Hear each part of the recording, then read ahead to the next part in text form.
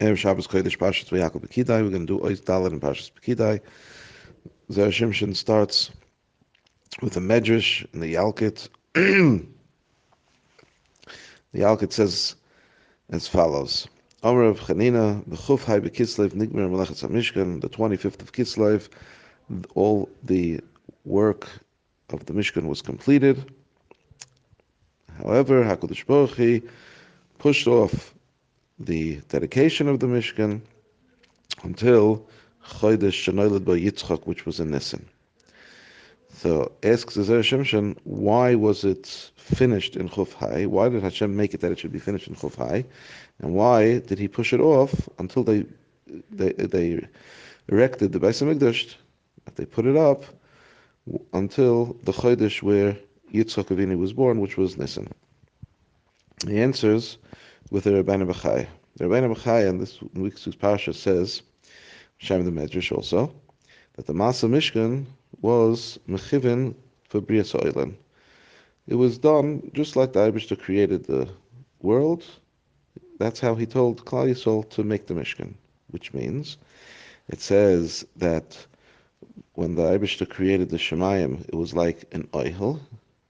Also by the Mishkan, they made an oil.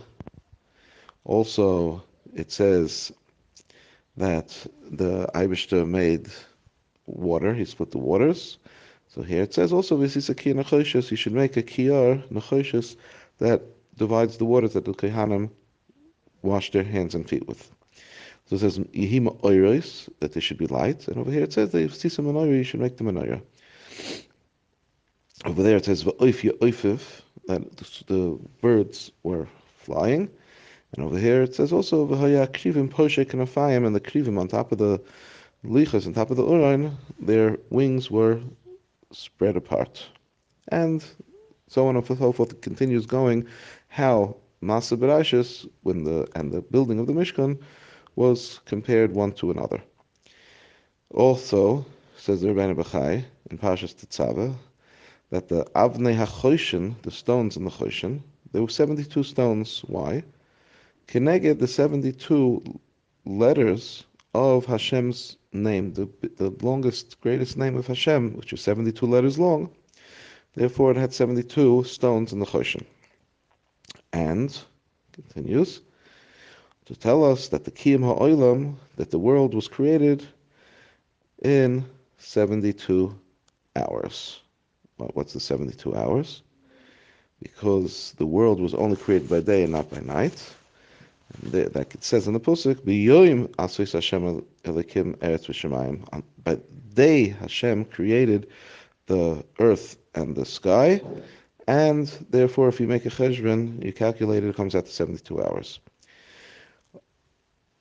According to this, says the Zera Shimshon, you could say that Klal Yisrael also made the Mishkan in 72 days, connected the 72 hours that Hashem created the world.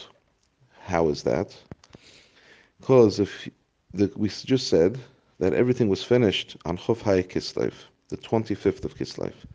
When did Moshe Rabbeinu come down from Har Sinai and tell Klal Yisrael to start building the Mishkan?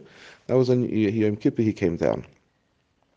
So therefore, from Yom Kippur till the end of Tishrei, Yom Kippur is Yid, until the end of Tishrei, which is Lamed, which is 30, is 20 days. Then you have 29 days of Cheshvan and 25 days of Kislev. So together you have 74. So where are the other 2 days? The other 2 days, it says that they were involved in bringing the Neduvis, they were bringing all the supplies, Baboiker, it says in the Pusuk, for 2 days. So therefore, if you take off those 2 days, so you have 72 days. There's Shabbos, where they couldn't build. It says that you couldn't be Mevatel Shabbos and over on Melachas Shabbos to build the Mishkan. So it says the Zera Shimshon that they were for sure learning on Shabbos all the Meluchas and all the Dinim and everything else in order to be able to do it carefully and quickly during the week. So therefore, that's why Shabbos was also considered and counted in as the 72 days. So therefore, that's why it finished on Chuf Hai Kislev. According to the 72 days, for the 72 hours of Bria So'ilam. So what is the reason, though, that Hashem waited until the month that Yitzchak Avinu was born? It says because the Mishkan, the Beis Hamikdash, was called Mishkan because we just said earlier, yesterday, that also lehis mashchen, and in the future it's going to be destroyed.